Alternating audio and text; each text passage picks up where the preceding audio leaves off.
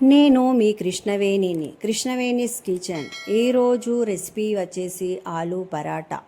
ఆలూ పరాటాని క్రిస్పీగా, టేస్టీగా, పర్ఫెక్ట్గా ఎలా చేసుకోవాలో ఈ వీడియోలో చూపిస్తాను, చూసేయండి.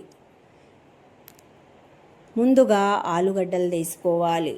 ఆలుగడ్డలు తీసుకొని మనకు పెద్దగా అనిపిస్తే కట్ చేసుకొని, లేకుంటే చిన్నగా ఉంటే అట్లనే వేసేసుకొని ప్రెషర్ కుక్కర్లో వేసుకొని నీళ్ళు మునిగేటన్ని పోసి ఉడికించుకోవాలి. 3 విజిల్లు వచ్చే వరకు ఉడికించుకోవాలి. 3 విజిల్లు అయ్యంటే స్టవ్ ఆఫ్ చేసుకొని వేడి వాటర్ని వంపేసుకొని చల్లటి నీళ్ళు పోసుకొని కొద్దిగా చల్లారిన తర్వాత పీల్చి తీసేసుకొని అవిటిని మ్యాచ్ చేసుకోవాలి. గోధుమ పిండి తీసుకొని అందులో కొద్దిగా ఉప్పు వేసుకొని మంచిగా కలుపుకున్న తర్వాత కొద్దిగా వాటర్ వేసుకుంటూ ముద్ద చేసుకోవాలి. కొద్దిగా వేసుకుంటూ ముద్ద చేసుకోండి. ఒకటేసారి పోస్తే లూజ్ అయిపోతుంది. ఆ ముద్ద చేసిన తర్వాత ఆ ముద్దకు కొద్దిగా ఆయిల్ అప్లై చేసుకొని కొద్దిగా ఒక 15-20 నిమిషాలు దాకా ముద్దని రెస్ట్ ఇద్దామండి. మనము మిర్చి పేస్టు రెడీ చేసుకుందాము. తగినన్ని మిరపకాయలు, ఒక 10-12 వెల్లుల్లిపాయలు, కొద్దిగా జీలకర్ర, కొద్దిగా కరివేపాకు వేసుకొని గ్రైండ్ చేసుకోవాలి.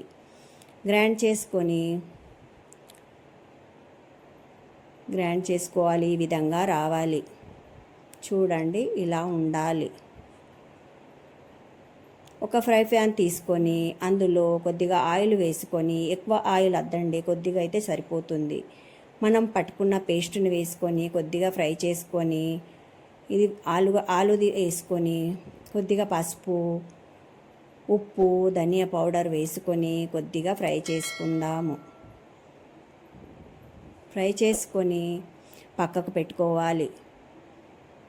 మనము పిండి కలుపుకొని ఉంచుకున్నాం కదండి, ఆ పిండిని తీసుకొని మంచిగా గట్టిగా నొక్కుతూ కలుపుకోవాలి. ఒక చిన్న ముద్ద తీసుకొని దాన్ని మనము ఒక చిన్న పూరీలాగా చేసుకోవాలి. ఇంకొకటి తీసుకొని దాన్ని కూడా చిన్న పూరీలాగా చేసుకొని అందులో మనం చేసిన ఆలు కర్రీ పెట్టుకొని, చూడండి, కొద్దిగా ఎక్కువనే పెట్టుకోవాలండి, టేస్ట్గా వస్తాయండి. కొద్దిగానే పెట్టుకోవద్దు, కొద్దిగా ఎక్కువనే పెట్టుకోవాలి. చూడండి, ఇట్లా చేసుకొని ఫస్ట్ కొద్దిగా ఇలా వేళ్ళతోటి మెల్లగా నొక్కుకోవాలి. నొక్కిన తర్వాత మళ్ళా కోళ్ళతోటి కొద్దిగా చేసుకోవాలి. ఇది ఒక రకమండి లాటించుకోవడము. ఇంకో పద్ధతి చెప్తానండి. ఒక పెద్ద పిండి ముద్ద తీసుకొని కొద్దిగా పెద్ద పూరిలాగా మాలాటించుకోవాలి. అందులో మనము చేసుకున్న కర్రీ పెట్టుకొని, చూడు, నేను ఏ విధంగానైతే దాన్ని చేస్తున్నానో ఆ విధంగా మీరు చేసుకొని ఫస్ట్ వేళ్ళతోటి ఇలా కొద్దిగా చేసుకున్న తర్వాత పూలతోటి చేసుకొని తవా పెట్టుకొని, తవ వేడైన తర్వాత మనం మంచిగా కాల్చుకోవాలి. నెయ్యి కానీ నూనె కానీ దానికి అప్లై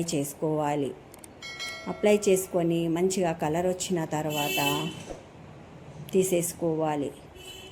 చూడండి, ఈ విధంగా వస్తాయండి. బాగా టేస్ట్గా ఉంటాయండి. ట్రై చేసి చూడండి. సబ్స్క్రైబ్ చేసుకోవడం మర్చిపోవద్దండి.